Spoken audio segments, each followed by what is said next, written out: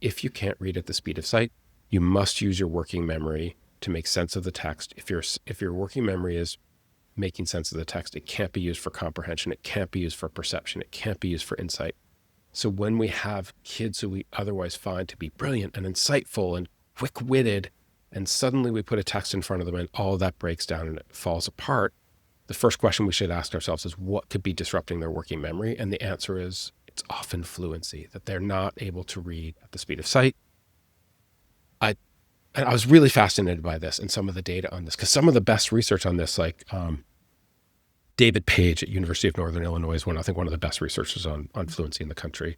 He did this really fascinating study on 6th and 7th graders where he found that, if you knew their level of fluency, you could predict up to 60% of their comprehension. And I was like, this is fascinating. Like 6th and 7th grade, like when was the last time these kids' fluency has even been tested? Like it's probably last tested in 2nd grade at best. Like we stopped thinking about it. Can you stop and say that again, though? Say that one more time about the connection between fluency and comprehension. Yeah. So like fluency is a prerequisite to comprehension. If you have to use your working memory to understand the text, you cannot be thinking. You cannot be making perceptions. You cannot be thinking about what it means. You cannot be drawing connections.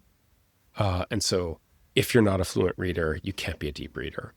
And the fascinating thing is how late in students' school lives disfluency persists and how prevalent it is. So I tried to find research on what is the percentage of students who are disfluent at various grade levels?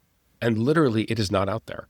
So I emailed David Page and then called him. He was incredibly gracious and he wrote me back this email, and we took a look at one of these studies together, and he was like, my best guess from looking at the data table in this study is that 40 to 50% of students in middle school and high school grades are probably disfluent, are not reading at the speed of sight. And in communities of the highest need, it may be as high as 80%.